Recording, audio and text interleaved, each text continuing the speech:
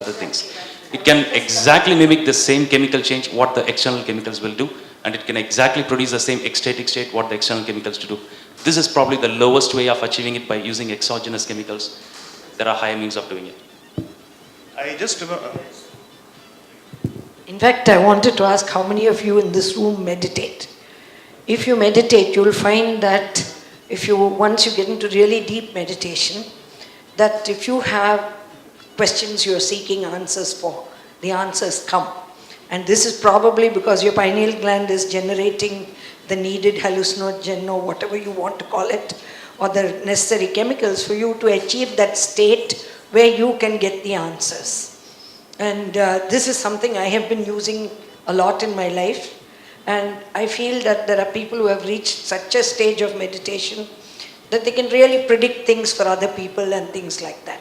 So we have it within us, and like Lao Tzu says, it is better to develop ourselves to that degree that we are able to use the endogenous solutions and chemicals rather than using exogenous agents. Though some people need the exogenous agent to help them through. You can even regress to the past life experience. You can dig it out. Otherwise, same meditation like hypnosis, self-hypnosis, or somebody assisted hypnosis. You can go to the regress life and you can dig out the same past life experiences. What the 3 to 6 years have been recollecting. You can recollect in an adulthood even. Traveling in a flight and his co-passenger, said, would you like to have some wine? And the bookkeeper said, no, thank you, I make my own. I would play the devil's advocate game. Let me try and put this back on track. The point of debate was consciousness does not require a brain. He says consciousness requires a brain. At the end of the debate, I still am not clear.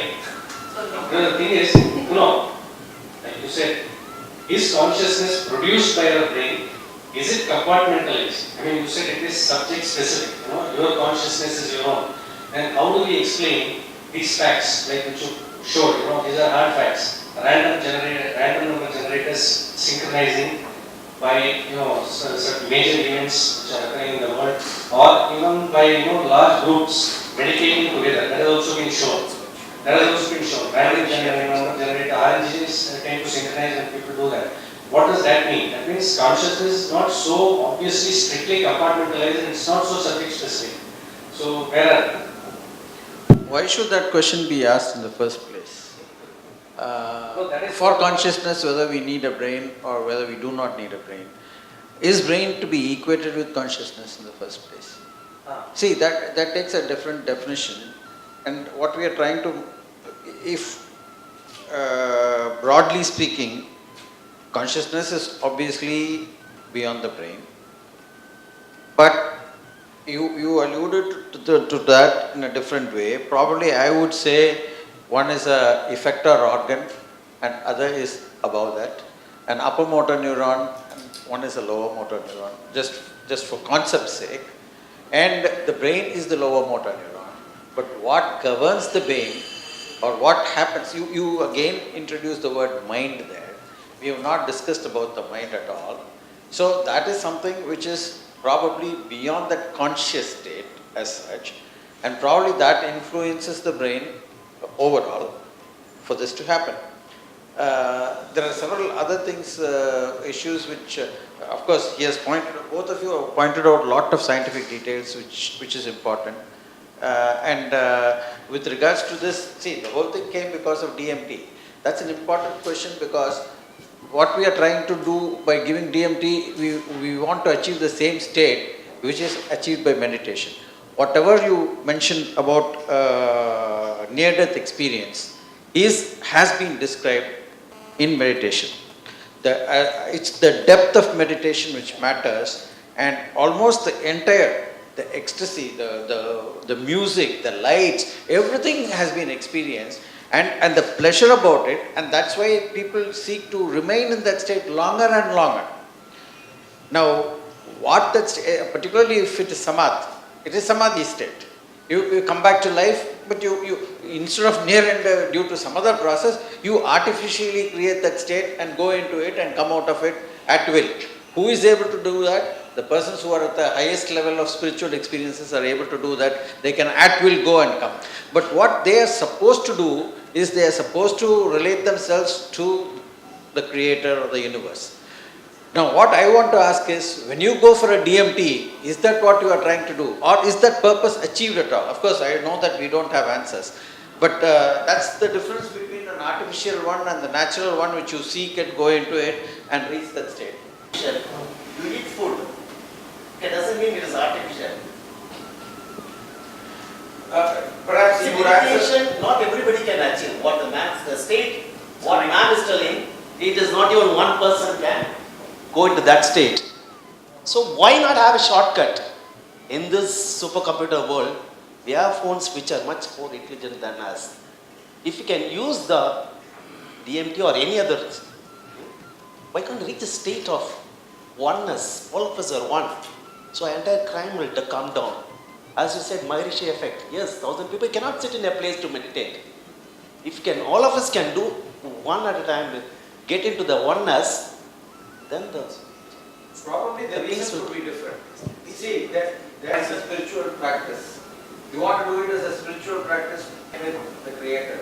Here you do it for the pleasure belief. no, it's not belief. So any It other is for the that oneness, matter. getting to the oneness. No, the purpose for which is for the sake of curiosity.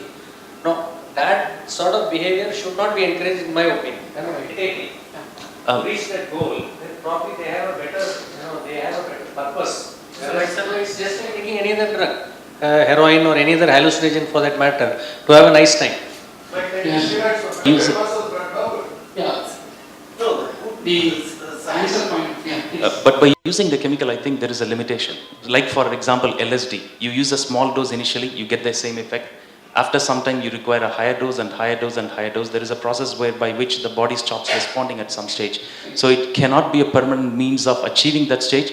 And what you're trying to do is to be permanently in that state. So when I look at meditation, it is not a practice which you do in and day out to be in that state for 10 minutes or 15 minutes or 20 minutes. The process of meditation itself is to be for you to be in a meditative state all the time. So you cannot achieve that permanent state just by using a chemical. It's only a very temporary phenomenon. I just want to continue this point that you raised. Ultimately, the discussion was consciousness inside the brain or outside the brain. Now, consciousness, it depends on how you take it. Suppose you take the consciousness as a whole, in which awareness becomes a part of it. And awareness is beyond science at the present point of time. That point must be well understood. Because we are discussing on a scientific basis on all the facets of consciousness where brain is needed definitely to appreciate the facets of consciousness, and without brain we cannot appreciate the facets. Whereas when we go to the actual event, it's taking place from outside or inside the brain. That content of consciousness is beyond the science at the present point. Whatever way you look at it, ultimately it is the individual awareness. That's why Schrödinger said, being and becoming. Becoming is conscious within the substance of the brain. You can achieve that state. But having achieved the state, any amount of description about the state is a description but not a fact. That becomes the awareness. In the present point of time, Mark Harrick, famous lectures, clearly that awareness is still the whole. Once you have not understood scientifically what is awareness, then you come into the religious way of thinking, which I thought I'd give you a 7-page article. And I'll just give it to all the people for you to just read it. Upload it on the next. No, we will take You know, it and yeah. put it in our I will just give that because there it comes like this. 5 special senses the brain is needed. At the level of the brain there are 5 special senses. And this 5 special senses finally comes down to the brain, mind. Mind operates on subjective or objective. Mind is an instrument which constricts the 5-fold into a 2-fold. Up to this the science can understand. But if the science wants to understand the mind, then it becomes the thought. Because the unit of mind is the thought. Whatever way you look at, the unit of a mind is the thought. And if you want to describe the thought, whether it is arising from the brain or from outside the brain, then you need a science to understand the temporal and spatial sequence of thoughts. With the present set of finest neuroradiological procedures, you are able to give the spatial sequence of thoughts. At the present point of time, you cannot give the temporal sequence of thoughts. Because the thought is manufactured roughly at 15 milliseconds.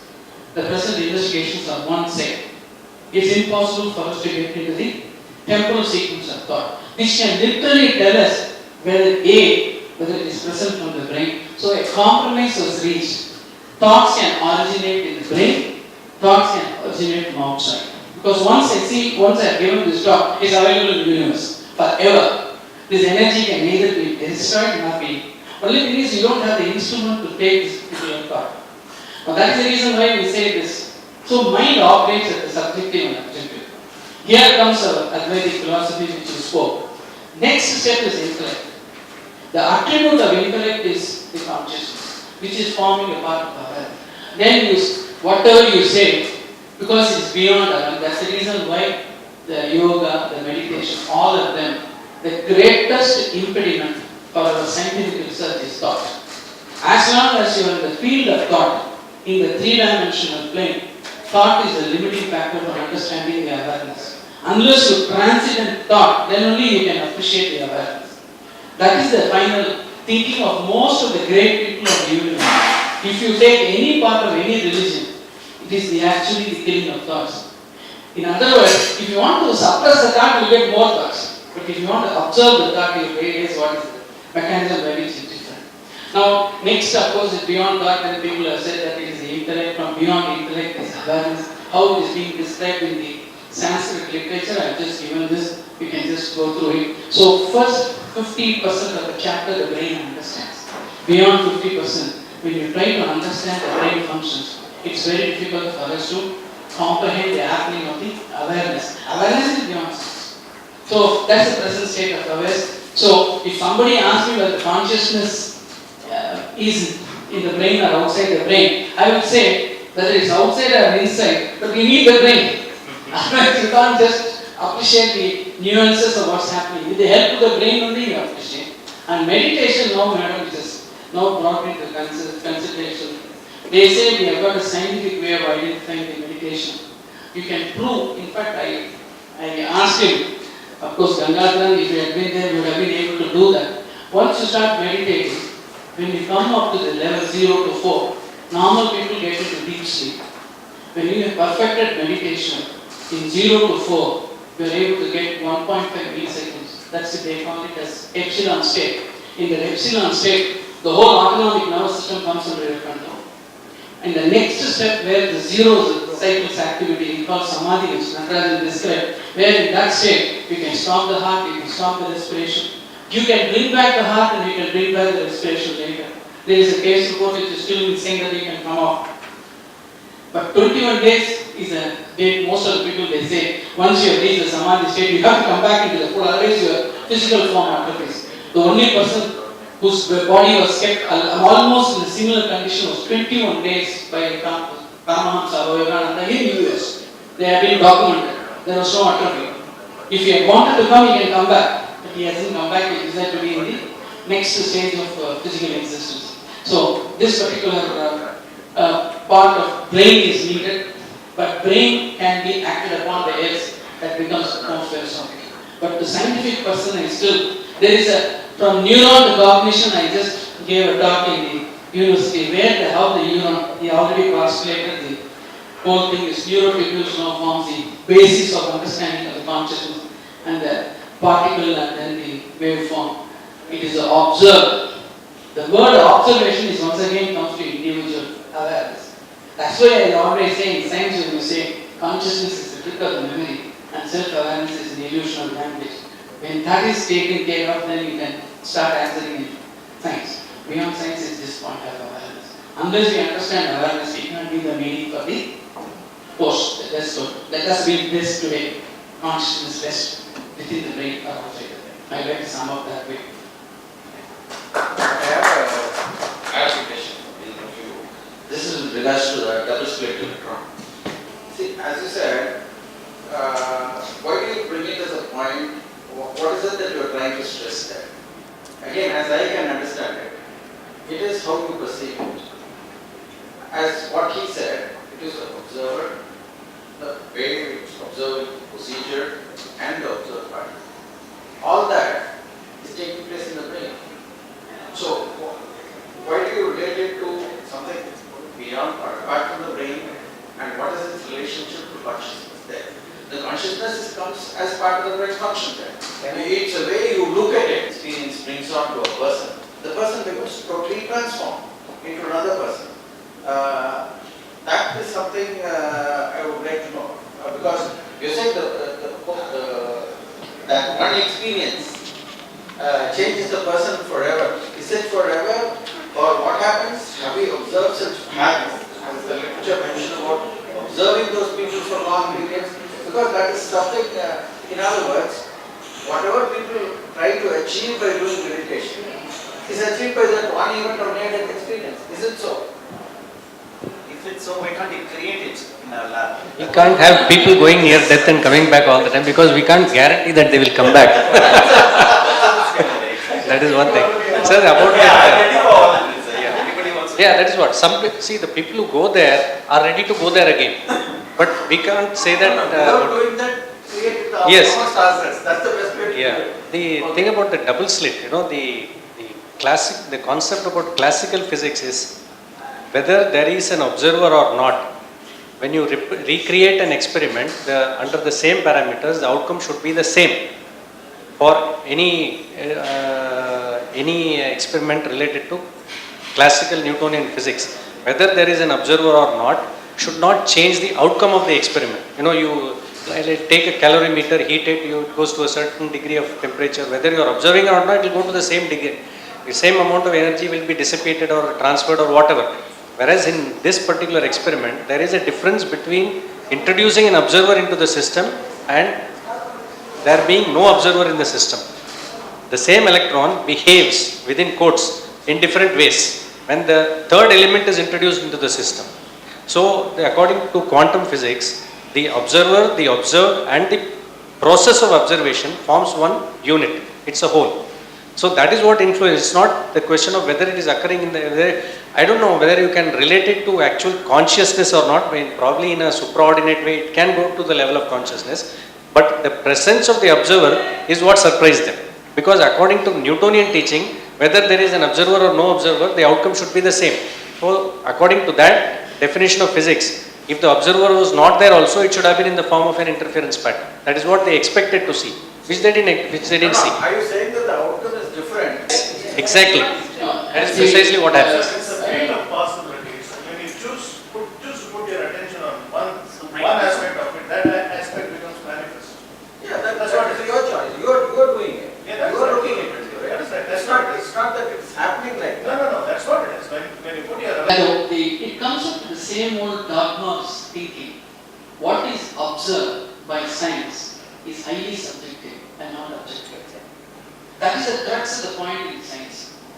What I am observing, is it a fact? Because according to me, light travels in particle. According to you, light travels in wave. Provided you approach the experiment in that way. At the quantum level. At the quantum level. So, when you speak at the quantum level, two folds are definitely scientific. One is the science of reproducibility, and the second is irrespective of the observer, the results are just the same throughout the world.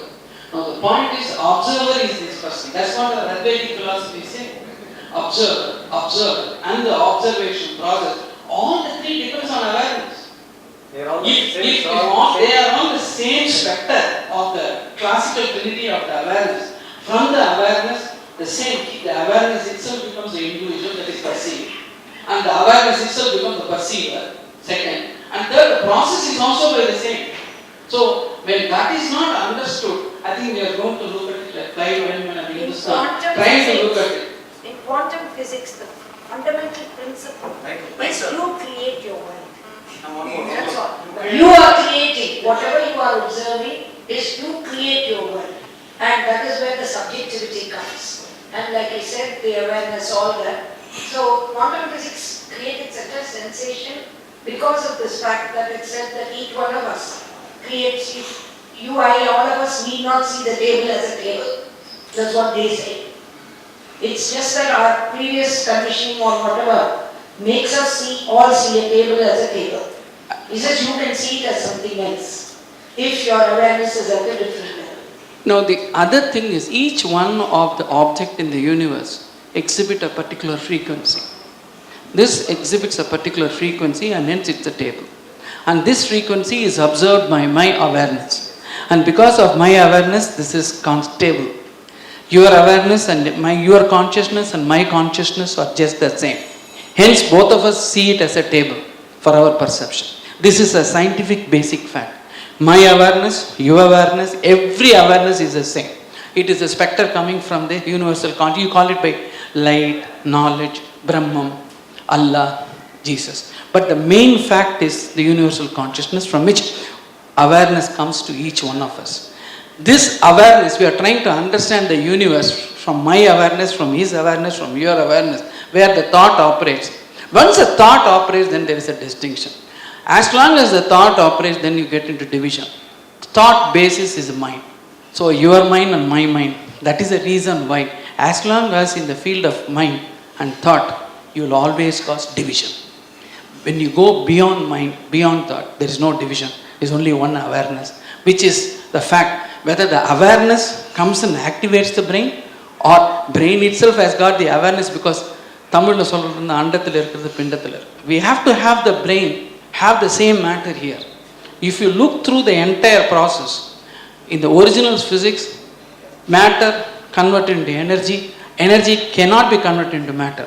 Now people have agreed that when you travel above the light speed, energy becomes the matter. That has been very clearly shown now. What you need is above the speed of light. There is a third part. The whole world universe exists only 4% solid. 75% it exists as particles. 26% it exists as energy, which we have not understood. This energy with our field of thought, because all our brain are accustomed to operate with awareness in the 3 dimension. When you go to 4th dimension, without the drug, without anything, you can appreciate the beauty and the experience. How to get into 4th dimension? Swami Vivekananda, Ramakrishna Paramahamsa, everybody says, you just meditate. Then you can retain your awareness of your individual awareness, but you can be with the universal awareness all the time. Where that's the reason why immediately bhakti comes into picture in a different form. But once you retain the awareness and exist in the world, you will be able to appreciate the things much better than what you appreciate now. And for that, if you take drug and enjoy that for a short period of time, excellent. But if you remain with the drug and start getting the more and more, then the individual awareness suffers. It's something like Alzheimer's dementia. You lose the consciousness, executive function, memory function, and finally you lose your existence itself. You don't know who you are, but you only have a self-awareness shining inside. But you can't act in the world. So he is with the communion. So, anyway, we have really gone through this. Next topic is much more interesting.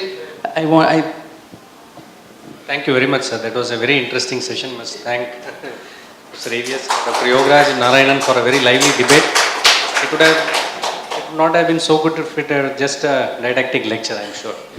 So many points were brought forth. Now I invite Professor Natarajan to conduct the next session, which will be on free will. Professor Natarajan is retired from the Institute of Neurology as head of the institute, and now he is head of the Department of Neurology at Chennai Medical College.